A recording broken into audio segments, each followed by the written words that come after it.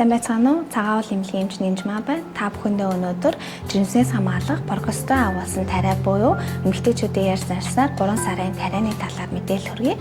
За, жирэмснээс хамгаалах 3 сарын тариа маань эмэгтэй хүний өндөгчнөөс ялгарах прогестерон гэх дааврыг агуулдаг. За, 3 сард нэг удаа булчинд тарьж хэрэглэдэг. 3 сар тутамдаа тогтмол тариулахад жирэмснээс 99.7% хамгаалдаг. За, өдөр бүрэн анхаарал хандуулах шаардлагагүйгээр давуу талтай. За, мөн эстроген даавар эсрэг залтай эмэгтэйчүүдэд хэрэглэх боломжтой. Үүнд гэх юм бол хөхүүл, за тэгээд 35-аас дээш насны тамхи татдаг. За, мэгрийн хэлбэрийн толгой өвдөлттэй, эндометриозтэй, за мөн унал таталтын эм удаг гэх мэтчлийн эмэгтэйчүүдэд хэрэглэх тохиромжтой байдаг. За, мөн биений эмгүүдэл үүсгдэгтэй холбоотой өвдөлт зовир болон цус багталтаас сэргийлж өгч байдаг. За, мөн умаан салстын хавдар, өндөгчний хавдар болон умаан гаднах жимсэлт үүсэх эрсдлийг бууруулж өгдөг юм аа. За, сул талын хувьд гэх юм бол эхний хэдэн саруудад биений эм хүчлэлийн алдагдал үүсч болно.